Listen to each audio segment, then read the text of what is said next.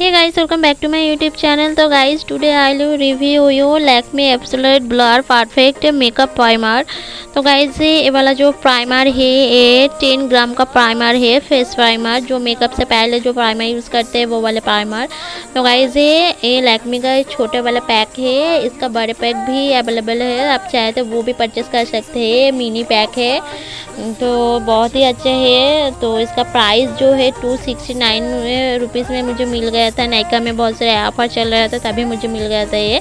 और गाइज ये specially oily skin के लिए है। और गाइज ये आप नायका ऐप या कहीं से भी आप परचेस कर सकते हैं, या ऑफलाइन ऑनलाइन कहीं से भी आप परचेस कर सकते हैं। तो गाइज मैं इसको ओपन करके आपको दिखा देती हूँ। इसका जो टेक्सचर है देखिए, ये वाला कुछ छोटे वाला क्वांटिटी देखिए कितना है, 10 ग्राम का है इसका पैकेजिंग। देखिए गाइस ये जो प्राइमर है जेल बेस नहीं है, क्रीम बेस है और ये मैट फिनिशिंग लुक भी देता है। प्राइमर बहुत ही अच्छा है, लैक्मे का ये प्राइमर बहुत अच्छा है गाइस।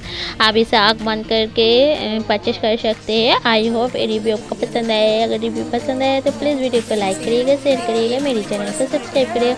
और कोई भी क्वेश्चन हो तो गाइस नीचे कमेंट करके जरूर बताइएगा या मुझे इंस्टाग्राम फॉलो करिएगा। Bye guys.